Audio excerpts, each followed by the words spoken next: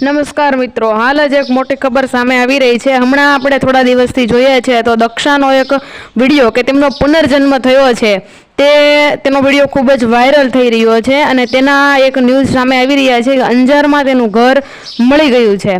આ તમામ પ્રકારની પડતાલ કર્યા પછી આ ન્યૂઝ સામે આવ્યા છે. એનો વિડીયો તમને આગળ બતાવવાના છીએ, તો વિડીયોના અંત સુધી મિત્રો જોડાયેલા રહેજો.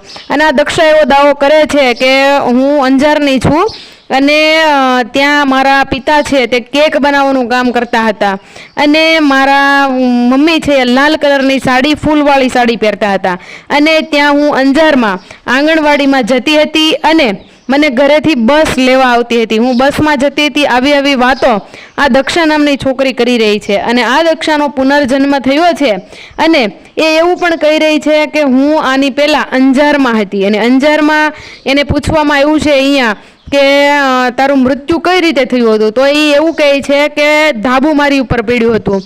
અને ધાબુ કઈ રીતે પડ્યું હતું, તો એ એવું કહે છે કે ભૂકંપ થયો હતો અને હું ધાબા ઘરેથી નિશાળેથી હું ઘરે જતી હતી ત્યારે મારી ઉપર ધાબુ પડ્યું અને મારું મૃત્યુ થયું હતું. આવો આ દક્ષા નામની છોકરી દાવો કરે છે. અને આ દક્ષા નામની છોકરી છે એ જ્યારથી બોલવા શીખી છે ત્યારથી સડસડાટ હિન્દી ભાષામાં વાત કરે છે. આ હિન્દી ભાષામાં વાત કરે છે. આ તમામ માહિતી જે અલગ અલગ પત્રકારો ગયા અને એમની પાસેથી જે માહિતી મેળવી છે તેનો જ વિડીયો અમારી પાસે છે. અમે વિસ્તારથી તમને બતાવીશું, તો વિડીયોના અંત સુધી અમારી સાથે જોડાયેલા રહેજો. મિત્રો, જો તમને આવા વિડીયો ગમતા હોય તો અમારી ચેનલને સબસ્ક્રાઈબ જરૂરથી કરી લેજો. અને મિત્રો, તમને એક વાત જણાવી દઈએ કે અંજાર છે, અંજારમાં અલગ અલગ જગ્યાએ સર્વે કરવામાં આવ્યો છે અને આ જે દક્ષા કહી રહી છે તેની પડતાલ કરવામાં આવી રહી છે. હજુ આ પડતાલ શરૂ જ છે અને આ દક્ષા એવું કહે છે કે હું આંગણવાડીમાં જતી હતી, પણ આંગણવાડીમાં જે કંઈ છોકરા જાય છે તેના નામ તો હોય જ છે ફાઇલમાં. અત્યારે તમામની શોધખોળ શરૂ છે અત્યારે. તો જો આપણે આગળ જોવાનું રહ્યું કે આ દક્ષા નામની છોકરી છે જે કંઈ વાત કહી રહી છે તે શું યોગ્ય છે અને સાચી છે.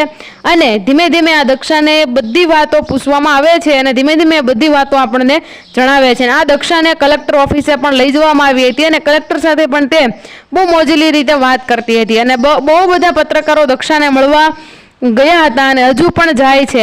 તો આ પત્રકારો સાથે વાત કરીને દક્ષા એવું પણ કહે છે કે હું થાકી ગઈ છું. અને અમુક પત્રકારો એવા પણ છે કે જે દક્ષા માટે ગિફ્ટ લઈ જાય છે. નથી લઈ જતા તેમને એક વિનંતી કરીશ કે આ નાની છોકરી માટે ગિફ્ટ મહેરબાની કરીને 100 કે 200 રૂપિયાની લઈ જજો, કેમ કે તમારી ગિફ્ટની એને લાલચ નથી હોતી, પણ તમે તમારા વ્યૂ મેળવવા માટે એમની પાસેથી જે કંઈ માહિતી મેળવો છો તો એમનું વળતર મિત્રો તમે ચૂકવો.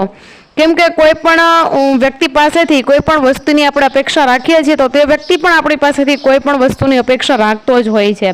તો મિત્રો, આજે અંજારમાં સર્વે ચાલી રહ્યો છે તે સર્વે મુજબ અમે તમને આગળ અપડેટ આપતા રહીશું. ત્યાં સુધી તમે તમારું ધ્યાન રાખજો, ખુશ રહેજો અને ખુશ રહેવા દેજો. ધન્યવાદ. જય હિન્દ, જય ભારત.